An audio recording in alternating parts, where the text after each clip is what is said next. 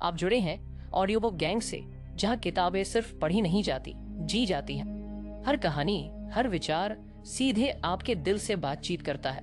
चलिए सुनना शुरू करते हैं। आज हम बात करने वाले हैं रीड पीपल लाइक, एक किताब पैट्रिक किंग के बारे में। हर इंसान के सोचने, समझने और व्यवहार करने का एक पैटर्न होता है। अगर हम इस पैटर्न को पहचानना सीख जाए तो किसी के भी इरादों, भावनाओं और फैसलों को समझना और पहले से ही अंदाजा लगाना आसान हो सकता है।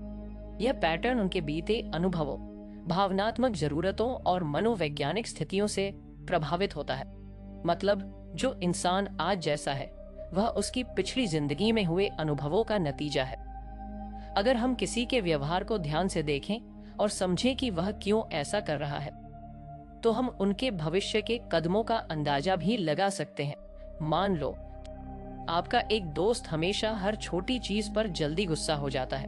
आप नोटिस करते हो कि जब भी कोई उसकी किसी गलती पर ध्यान दिलाता है तो वह बचाव में आ जाता है और बहस करने लगता है। अगर आप उसकी पर्सनालिटी को समझने की कोशिश करें तो हो सकता है कि उसका यह व्यवहार उसकी पुरानी जिंदगी से जुड़ा हो। शायद बचपन में उसे बहुत ज्यादा डांटा गया हो, या उसे ऐसा महसूस कराया गया हो कि वह कभी सही नहीं होता। इसलिए अब जब भी कोई उसकी गलती निकालता है तो उसका दिमाग उसे बचाने के लिए तुरंत गुस्से से रिएक्ट करता है। अगर आपको यह पैटर्न समझ में आ जाए तो आप पहले से ही जान सकते हो कि अगली बार जब भी उसे उसकी गलती बताई जाएगी तो उसका रिएक्शन कैसा होगा। इसी तरह अगर आप किसी ऐसे इंसान को जानते हैं जो हर किसी की मदद करने के लिए हमेशा तैयार रहता है, भले ही उसे खुद परेशानी क्यों न हो, तो इसका मतलब यह हो सकता है कि उसे अपनी वैल्यू दूसरों की खुशी में दिखती है। हो सकता है कि उसने अपने जीवन में ऐसा कुछ झेला हो जहां उसे प्यार और अपनापन ही मिला हो, जब उसने दूसरों की जरूरतों को खुद से ज्यादा अहमियत दी हो। इसलिए अब उसकी आदत बन गई है कि वह खुद को भूल कर भी दूसरों की मदद करे। अगर आप इस पैटर्न को पहचान लेंगे तो आप यह समझ सकते हैं कि वह क्यों बार बार ऐसा कर रहा है, और यह भी जान सकते हैं कि आगे भी वह इसी तरह बर्ताव करेगा। लोगों के व्यवहार को समझने का एक और तरीका है उनके शब्दों और कार्यों के बीच के अंतर को देखना। कई बार लोग कुछ कहते हैं लेकिन उनका असली इरादा कुछ और होता है। मान लो, आपका कोई सहकर्मी हमेशा कहता है कि उसे दूसरों की राय से फर्क नहीं होता, लेकिन जब भी कोई उसकी आलोचना करता है तो वह हफ्तों तक परेशान रहता है। इसका मतलब है कि उसके शब्द और उसके असली विचार मेल नहीं खाते। उसके कहने का मतलब है कि वह खुद को ऐसा दिखाना चाहता है जैसे उसे फर्क नहीं होता, लेकिन असल में उसे दूसरों की राय बहुत प्रभावित करती है।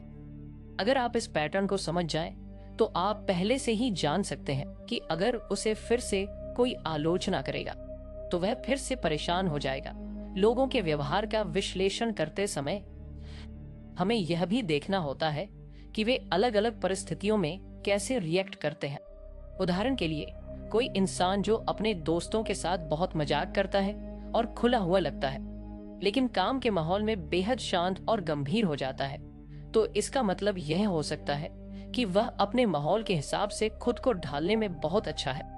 लेकिन अगर कोई इंसान हर जगह एक जैसा व्यवहार करता है, जैसे कि हर समय बहुत गंभीर रहता है या हर समय मजाक करता रहता है, तो इसका मतलब है कि उसका व्यवहार उसके अंदरूनी व्यक्तित्व से जुड़ा हुआ है, न कि सिर्फ माहौल से। कई बार लोग दूसरों को प्रभावित करने के लिए एक नकली व्यक्तित्व अपनाते हैं, लेकिन अगर आप उनके व्यवहार को ध्यान से देखें तो उनके असली व्यक्तित्व को पहचान सकते हैं। मान लीजिए, कोई व्यक्ति हमेशा यह दिखाने की कोशिश करता है कि वह बहुत कॉन्फिडेंट है, लेकिन जब उसे कोई मुश्किल सवाल पूछ लिया जाए तो वह असहज हो जाता है और बात बदलने की कोशिश करता है। इसका मतलब है कि उसका आत्मविश्वास दिखावा हो सकता है। अगर आप इस तरह के पैटर्न को पहचानना सीख जाते हैं तो आप जान सकते हैं कि कौन असली में कैसा है और कौन सिर्फ दिखावा कर रहा है। हमारे व्यवहार के पैटर्न हमारे मनोवैज्ञानिक जरूरतों से भी जुड़े होते हैं। कुछ लोगों को यह जरूरत महसूस होती है कि वे हमेशा सही साबित हों, इसलिए वे कभी अपनी गलती मानते ही नहीं। कुछ लोगों को हर समय अटेंशन चाहिए होता है, इसलिए वे बार बार कुछ ऐसा करते हैं जिससे लोग उनकी ओर ध्यान दें, कुछ लोगों को कंट्रोल पसंद होता है, इसलिए वे हर चीज पर अपना हुक्म चलाने की कोशिश करते हैं। अगर आप यह समझ लें कि किसी इंसान की कौन सी जरूरत सबसे ज्यादा अहम है, तो आप यह भी अंदाजा लगा सकते हैं कि वह किस तरह से व्यवहार करेगा। अब सोचिए, अगर आप किसी ऐसे व्यक्ति को जानते हैं जो हमेशा ग्रुप में अपनी बातें सबसे पहले रखता है, तो यह उसकी यह जरूरत दिखाती है कि वह सबसे ज्यादा ध्यान पाना चाहता है। अब अगर कोई और उसकी जगह ज्यादा बोलने लगे, तो संभावना है कि वह खुद को असहज महसूस करेगा और किसी भी तरह से फिर से सबका ध्यान अपनी ओर खींचने की कोशिश करेगा।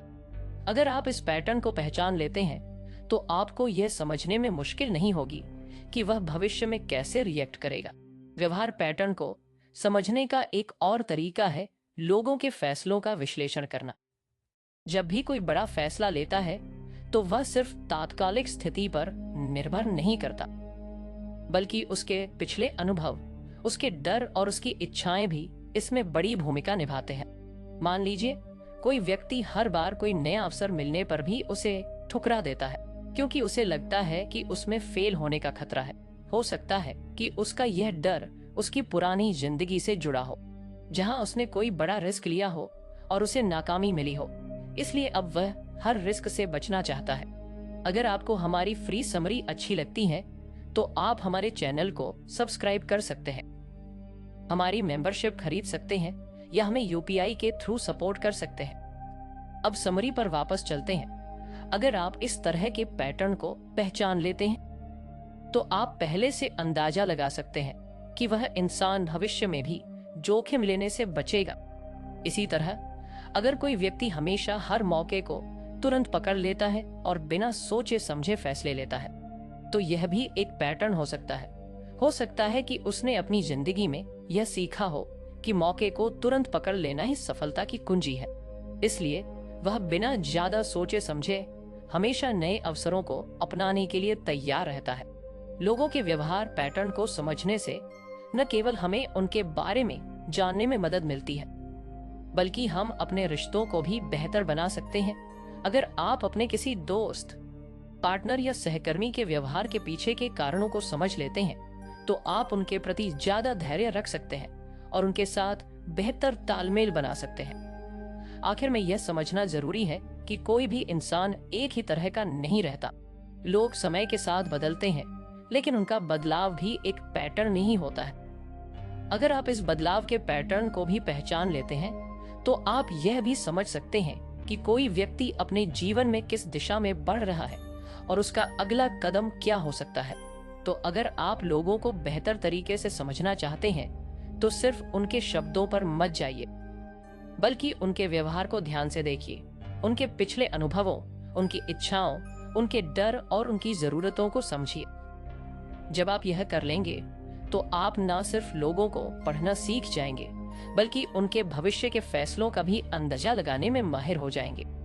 हम में से ज्यादातर लोग यह मानते हैं कि किसी को समझने के लिए हमें सिर्फ उनकी बातों पर ध्यान देना चाहिए, लेकिन सच्चाई यह है कि शब्दों से ज्यादा ताकत इंसान की बॉडी लैंग्वेज और चेहरे के हाव भाव में होती है।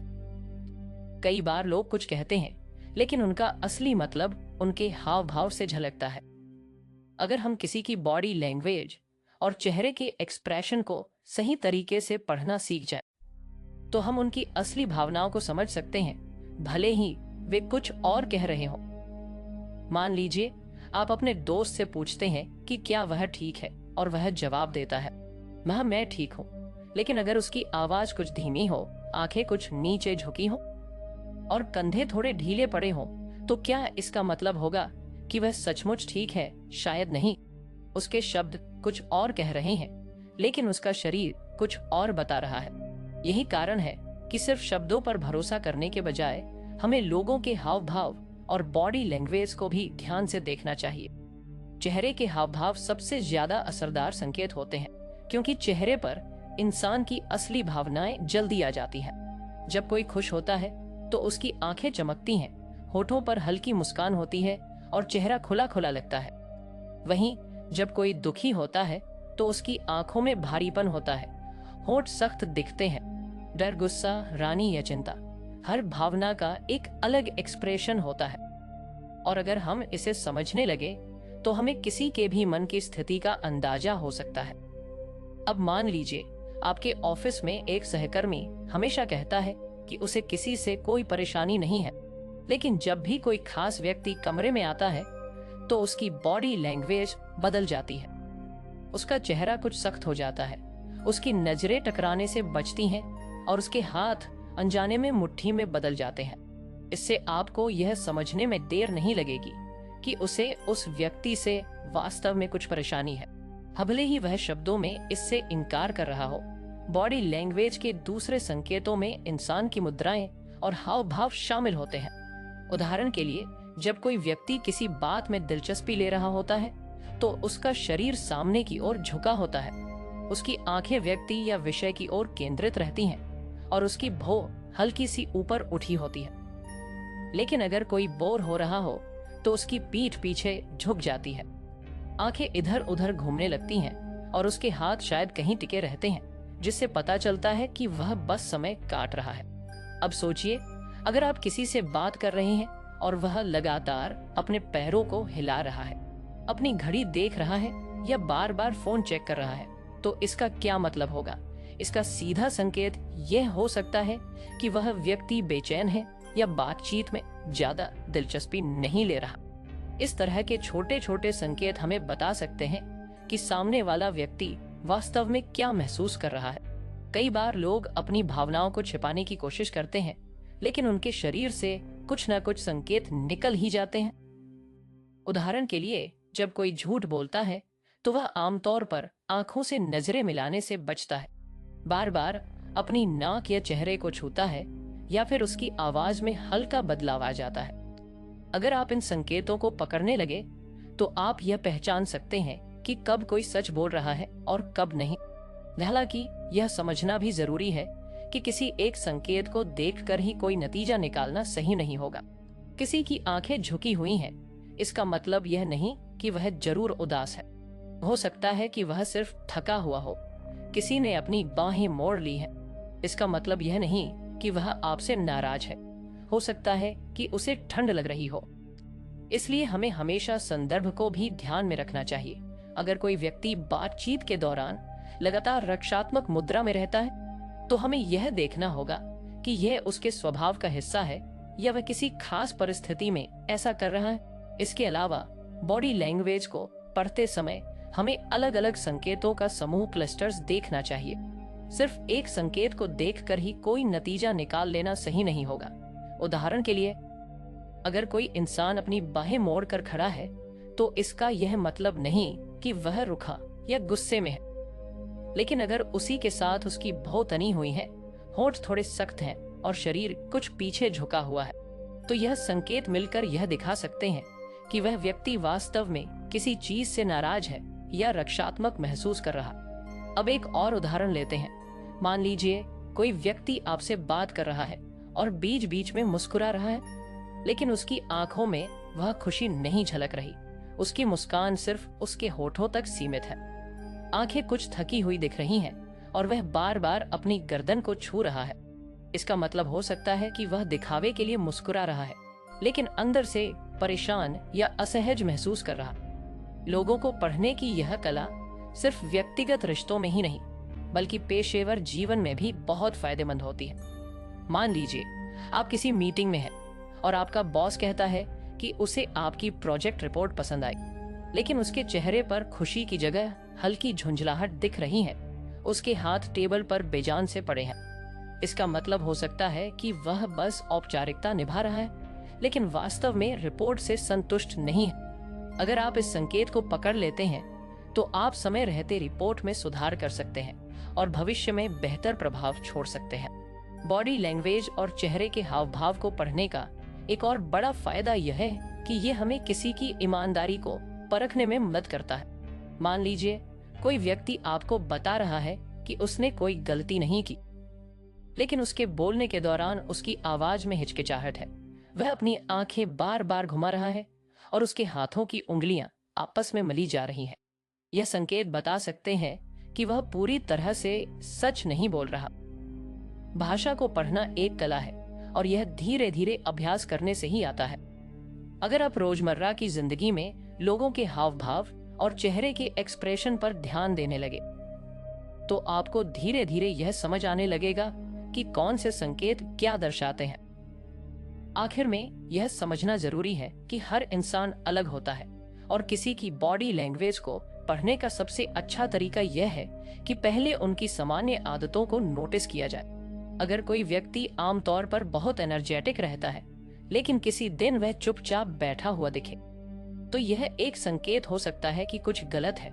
इसी तरह कोई व्यक्ति जो हमेशा शांत रहता है, अगर अचानक बहुत ज्यादा हाव भाव दिखाने लगे, तो यह भी असामान्य हो सकता है। जब आप इन छोटी छोटी चीजों पर ध्यान देना शुरू कर देंगे, तो आपको यह अंदाजा होने लगेगा कि लोग वास्तव में क्या महसूस कर रहे हैं, भले ही वे कुछ और कह रहे हो। इससे न सिर्फ आपकी समझने की क्षमता बढ़ेगी, बल्कि आप दूसरों के साथ ज्यादा अच्छे और प्रभावी तरीके से संवाद भी कर पाएंगे। हर इंसान जो कुछ भी करता है, उसके पीछे कोई ना कोई वजह होती है। कोई मेहनत करता है क्योंकि उसे सफलता चाहिए, कोई बचत करता है क्योंकि उसे भविष्य की चिंता होती है, कोई किसी की मदद करता है क्योंकि उसे खुशी मिलती है, और कोई झूठ बोलता है क्योंकि वह किसी मुसीबत से बचना चाहता है। अगर हम यह समझ लें कि किसी इंसान को किस चीज से खुशी मिलती है और किस चीज से डर लगता है, तो हम यह अंदाजा लगा सकते हैं कि वह आगे कैसे व्यवहार करेगा। असल में जॉर्ज बर्नस्टीन, हर इंसान के दो बड़े मोटिवेशन ड्राइवर्स होते हैं, खुशी पाना और दर्द से बचना। यानी लोग वही करते हैं जो उन्हें अच्छा महसूस कराए या फिर उन्हें किसी तकलीफ से बचाए। अगर आप किसी के व्यवहार को ध्यान से देखें, तो आपको यह समझ में आने लगेगा कि वह किन चीजों की तरफ खींचता है और किन चीजों से दूर भागता है। यह समझना बहुत जरूरी है, क्योंकि जब आप किसी की प्रेरणा को समझ लेते हैं, तो आप यह भी अंदाजा लगा सकते हैं कि वह आगे कौन से फैसले लेगा। मान लीजिए आपके ऑफिस में दो सहकर्मी हैं। एक हमेशा ज्यादा मेहनत करता है, एक्स्ट्रा काम लेता है और अपनी हर गलती से सीखने की कोशिश करता है। दूसरा हमेशा कम से कम काम करना चाहता है, रिस्क लेने से बचता है और किसी नई जिम्मेदारी से दूर भागता है। इन दोनों के व्यवहार में बड़ा फर्क क्यों है? पहले वाले व्यक्ति को सफलता से खुशी मिलती है, शायद उसे प्रमोशन चाहिए या वह अपने काम से अपनी पहचान बनाना चाहता है। उसे लगता है कि ज्यादा मेहनत करने से उसे वह खुशी मिलेगी जो वह चाहता है। दूसरी तरफ दूसरा व्यक्ति सफलता के डर से चलता है।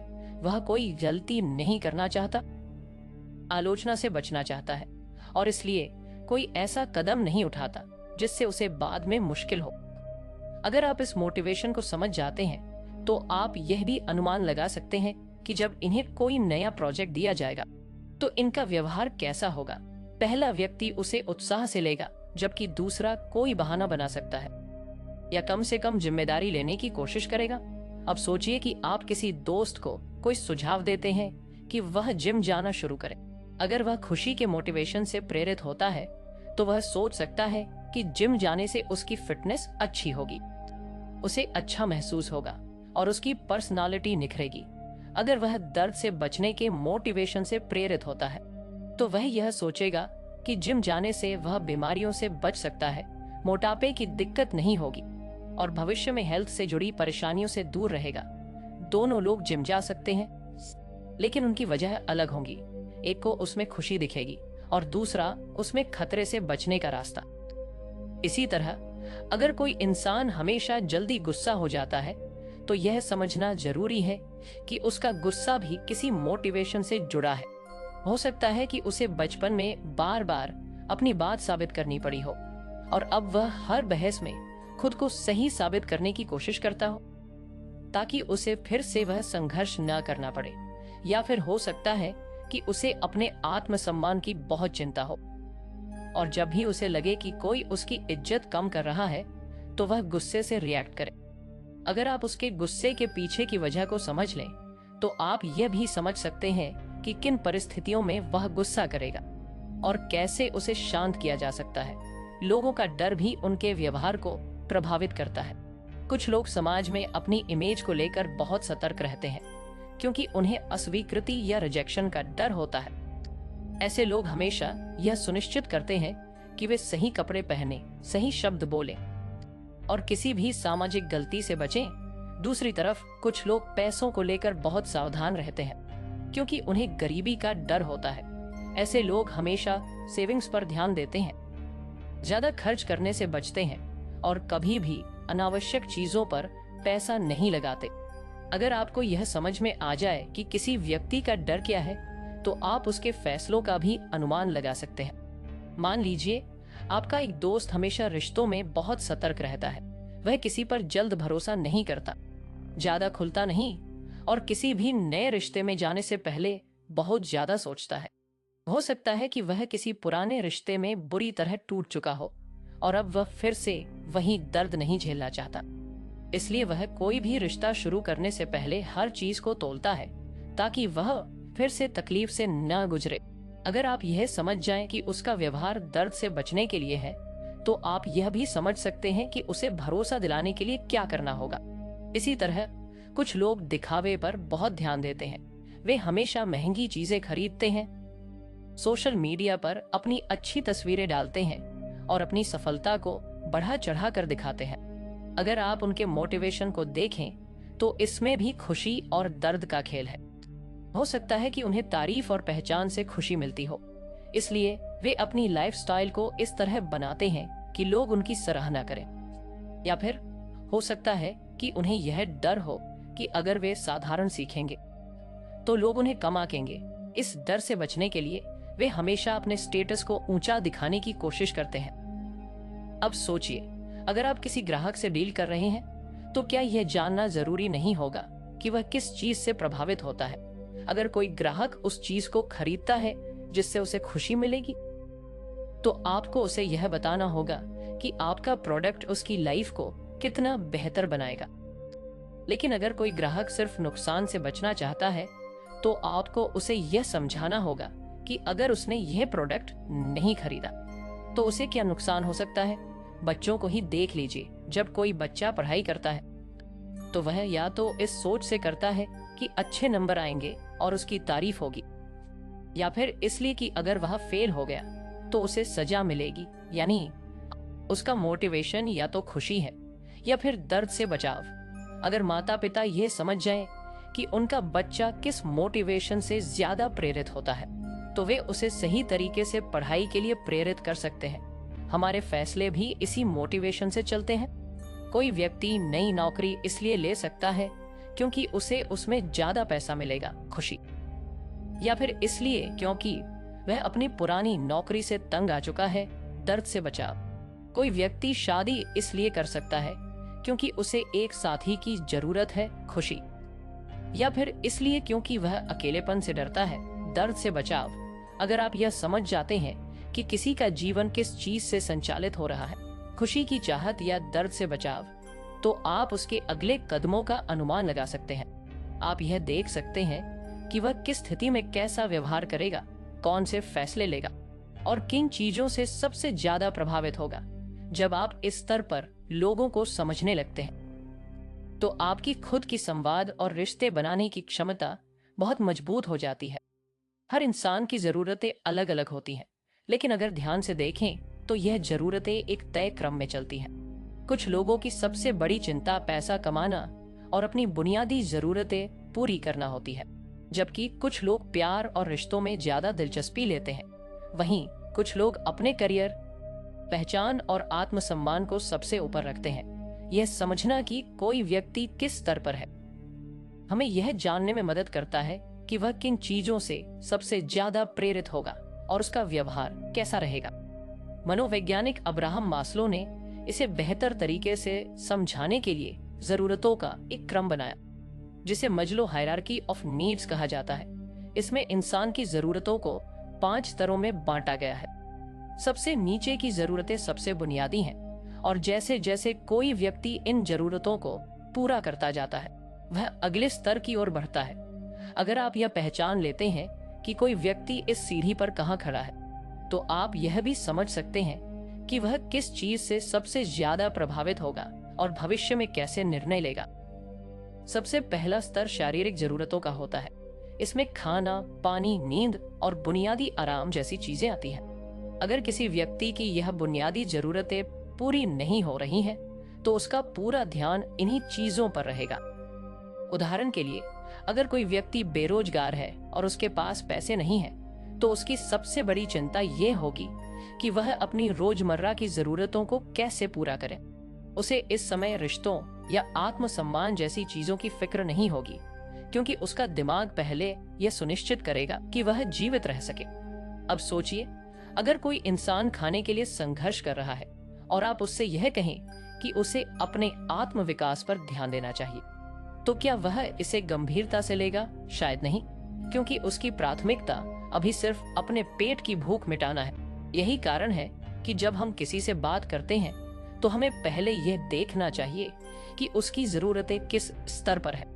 अगर कोई इंसान बुनियादी जरूरतों को पूरा करने में लगा हुआ है, तो उसे किसी बड़ी प्रेरणा की बात करने से पहले उसकी मौजूदा स्थिति को समझना जरूरी है। दूसरा स्तर सुरक्षा की जरूरतों का है। इसमें नौकरी की स्थिरता, घर, सेहत और भविष्य की सुरक्षा जैसी चीजें आती हैं। अगर किसी व्यक्ति की शारीरिक जरूरतें पूरी हो गई हैं, तो अब वह अपनी जिंदगी में स्थिरता चाहता है। उदाहरण के लिए, अगर कोई व्यक्ति नौकरी कर रहा है, लेकिन उसे हर समय नौकरी जाने का डर बना रहता है, तो उसकी चिंता पैसे से आगे बढ़कर सुरक्षा की हो जाती है।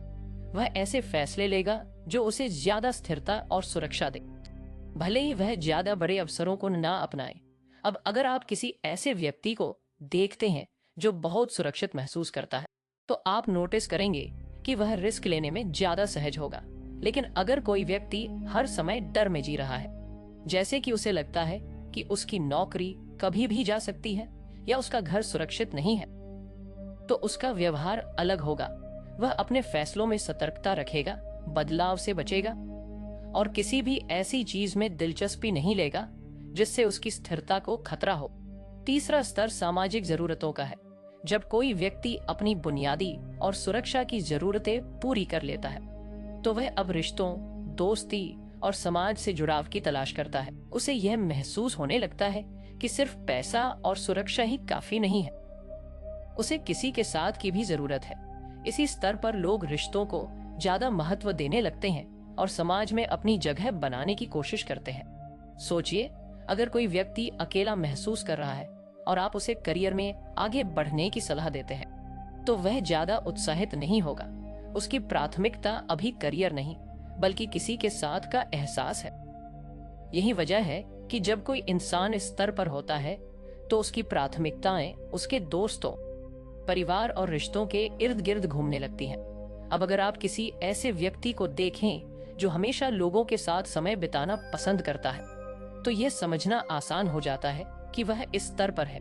उसे अकेले रहना पसंद नहीं और उसकी जरूरतें उन चीजों से जुड़ी हैं जो उसे अपनापन महसूस कराती हैं। अगर वह इस स्तर की जरूरतों को पूरा नहीं कर पाता, तो वह उदास या असहज महसूस करने लगेगा। चौथा स्तर आत्मसम्मान की जरूरतों का है। जब कोई व्यक्ति रिश्तों और सामाजिक जुड़ाव से संतुष्ट हो जाता है, तो अब उसे पहचान और सम्मान की जरूरत महसूस होने लगती है। उसे अब यह चाहिए कि लोग उसकी सराहना करें, उसकी सफलता को स्वीकार करें और उसे एक महत्वपूर्ण व्यक्ति के रूप में देखें। यही कारण है कि कुछ लोग सोशल मीडिया पर अपनी उपलब्धियां दिखाने में दिलचस्पी लेते हैं, क्योंकि उन्हें इससे सम्मान और पहचान मिलती है। इसी स्तर पर लोग ज्यादा मेहनत करके अपने करियर में आगे बढ़ते हैं, नए कौशल सीखते हैं और अपनी काबिलियत साबित करने की कोशिश करते हैं। अगर कोई व्यक्ति इस स्तर पर है, तो उसे प्रेरित करने का सबसे अच्छा तरीका यही होगा कि उसे यह एहसास दिलाया जाए कि वह मूल्यवान है और उसकी उपलब्धियों को सराहा जाता है। अगर आप किसी ऐसे व्यक्ति को देखें जो हमेशा अपने काम की तारीफ चाहता है, तो इसका मतलब यह हो सकता है कि वह आत्मसम्मान की जरूरत के स्तर पर है। वह यह सुनना चाहता है कि उसने अच्छा किया, क्योंकि यही उसकी प्रेरणा है। आखिरी और सबसे ऊंचा स्तर आत्म साक्षात्कार, सेल्फ एक्चुअलाइजेशन का होता है। जब कोई व्यक्ति अपने जीवन में सम्मान और पहचान पा लेता है, तो अब वह खुद को और बेहतर बनाने की कोशिश करने लगता है। वह सिर्फ पैसे, रिश्तों या पहचान के पीछे नहीं भागता, बल्कि अपने जीवन को किसी बड़े उद्देश्य के लिए जीने की कोशिश करता है। ऐसे लोग अपनी क्षमताओं को पूरी तरह से इस्तेमाल करना चाहते हैं और समाज में कुछ नया योगदान देना चाहते हैं। वे कला, विज्ञान, नवाचार, समाज सेवा और आत्म विकास जैसे चीजों में रुचि लेने लगते हैं। अब सोचिए, अगर कोई व्यक्ति इस स्तर पर है और आप उससे सिर्फ पैसे कमाने की बात करते हैं तो उसे यह ज्यादा प्रेरित नहीं करेगा, क्योंकि उसकी प्राथमिकताएं अब अलग हो चुकी हैं। वह सिर्फ खुद की भलाई के बारे में नहीं सोच रहा, बल्कि समाज और दुनिया के बारे में सोचने लगा है। अगर आप यह समझ जाते हैं कि कोई व्यक्ति मसलों की इस जरूरतों की सीढ़ी पर कहाँ खड़ा है, तो आप यह अंदाजा लगा सकते हैं कि वह किन चीजों से सबसे ज्यादा प्रभावित होगा। किसी की जरूरतें अगर बुनियादी हैं, तो उसे सुरक्षा और स्थिरता चाहिए। अगर वह रिश्तों की तलाश में है, तो उसे अपनापन चाहिए। अगर वह पहचान चाहता है, तो उसे सराहना चाहिए। और अगर वह आत्म साक्षात्कार के स्तर पर है, तो उसे कुछ ऐसा चाहिए जो उसके जीवन को एक गहरे उद्देश्य से जोड़ सके। जब आप इस मॉडल को अपने रोजमर्रा के जीवन में इस्तेमाल करने लगते हैं, तो आपको लोगों को समझने में आसानी होती है। आप यह जान पाते हैं कि कौन किस चीज से प्रेरित होगा, कौन किस तरह के फैसले लेगा और किसे किस तरीके से प्रेरित किया जा सकता है। इससे न सिर्फ आपके रिश्ते मजबूत होते हैं, बल्कि आप लोगों के साथ ज्यादा गहरी समझ भी बना पाते हैं। हर इंसान के भीतर एक अहंकार होता है जो उसे खुद को अच्छा महसूस कराने और आत्मसम्मान को बनाए रखने में मदद करता है। जब भी कोई चीज हमारे आत्मसम्मान को चोट पहुंचाती है या हमें असुरक्षित महसूस कराती है, तो हमारा दिमाग हमें उस तकलीफ से बचाने के लिए कुछ तरीके अपनाने लगता है। यह तरीके डिफेंस मैकेनिज्म कहलाते हैं। यह हमें मानसिक और भावनात्मक रूप से सुरक्षित रखने की कोशिश करते हैं, लेकिन कई बार हम खुद भी नहीं समझ पाते कि हम इनका इस्तेमाल कर रहे हैं।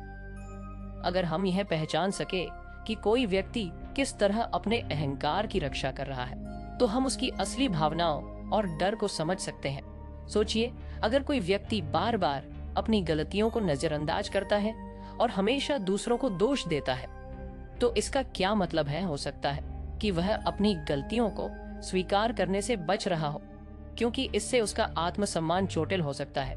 वह यह सोच भी नहीं सकता कि वह गलती कर सकता है, इसलिए उसका दिमाग उसे एक आसान रास्ता दिखाता है। दूसरों को दोष देने का यह एक डिफेंस मैकेनिज्म है जिसे प्रोजेक्शन कहते हैं। इसमें इंसान अपनी कमजोरियों को दूसरों में देखने लगता है। अब मान लीजिए कोई व्यक्ति बहुत गुस्से वाला है, लेकिन वह खुद को शांत और संयमित दिखाने की कोशिश करता है। जब भी कोई उससे कहता है कि वह बहुत गुस्सैल है, तो वह तुरंत जवाब देता है, मैं गुस्सैल नहीं हूँ, तुम खुद बहुत चिड़चिड़ी हो। यह प्रोजेक्शन का एक उदाहरण है, क्योंकि वह अपनी नकारात्मक भावना को स्वीकार करने की बजाय उसे दूसरों पर डाल रहा है। अगर आप इस पैटर्न को समझ जाते हैं, तो आप यह पहचान सकते हैं कि उसका असली डर यह है कि वह खुद को गुस्से वाला व्यक्ति मानने से डरता है। एक और आम डिफेंस मैकेनिज्म है डिनायल, इनकार करना। इसमें व्यक्ति किसी सच्चाई को स्वीकार करने से ही इनकार कर देता है, चाहे वह कितनी भी साफ क्यों न हो। मान लीजिए कोई व्यक्ति बहुत ज्यादा खर्च करता है और कर्ज में डूब चुका है, लेकिन जब भी कोई उसे इस बारे में कुछ कहता है, तो वह जवाब देता है, मुझे कोई समस्या नहीं है, मेरे पास सब कुछ नियंत्रण में है। यह डिनायल है।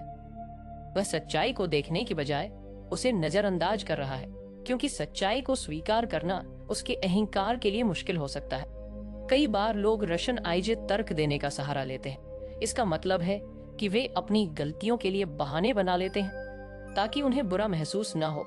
मान लीजिए कोई व्यक्ति किसी परीक्षा में फेल हो जाता है और कहता है, मुझे इससे फर्क नहीं होता, वैसे भी यह परीक्षा बेकार थी। असल में उसे फर्क होता है, लेकिन अगर वह इसे स्वीकार कर ले तो उसे निराशा महसूस होगी। इसलिए वह खुद को यह समझाने लगता है कि परीक्षा की कोई अहमियत ही नहीं थी। इस तरह वह अपने अहंकार को बचाने की कोशिश करता है। एक और दिलचस्प डिफेंस मैकेनिज्म है रिप्रेशन, दबाना। इसमें व्यक्ति अपने दर्दनाक अनुभवों या भावनाओं को अपने अवचेतन मन में दबा देता है ताकि उसे इनसे न जूझना पड़े। मान लीजिए किसी बच्चे को बचपन में बहुत डांटा गया हो, लेकिन जब वह बड़ा हो जाता है तो उसे अपने बचपन की यह बातें ये झी नहीं रहती। यह इसलिए होता है क्योंकि उसका दिमाग इन कड़वी यादों को इतनी गहराई में दबा देता है कि वे सतह पर आती ही नहीं। लेकिन यह दबी हुई भावनाएं फिर भी उसके व्यवहार को प्रभावित कर सकती है। हो सकता है कि वह आलोचना से बहुत डरता हो या हर समय खुद को साबित करने की कोशिश करता हो। अगर हम यह समझ सके कि कोई व्यक्ति किन चीजों को अपने दिमाग में दबा रहा है, तो हम यह भी जान सकते हैं कि वह किन असली डर या तकलीफों से जूझ रहा है। रिग्रेशन, बचपन जैसी हरकतें करना भी एक आम डिफेंस मैकेनिज्म है। इसमें इंसान किसी तनावपूर्ण स्थिति में खुद को सुरक्षित महसूस कराने के लिए पुराने बचपन वाले व्यवहार करने लगता है। कभी कभी लोग बहुत ज्यादा परेशान होने पर अचानक रोने लगते हैं या कोई ऐसा तरीका अपनाने लगते हैं जो उन्होंने बचपन में अपनाया था। उदाहरण के लिए, अगर कोई व्यक्ति ऑफिस में बहुत दबाव में है और वह हर छोटी बात पर गुस्सा करने लगता है या चिड़चिड़ा हो जाता है, तो हो सकता है कि वह रिग्रेशन का इस्तेमाल कर रहा हो। उसका दिमाग उसे बचपन की उस अवस्था में ले जा रहा है जब उसे अपने गुस्से के जरिए ध्यान और सहारा मिलता था।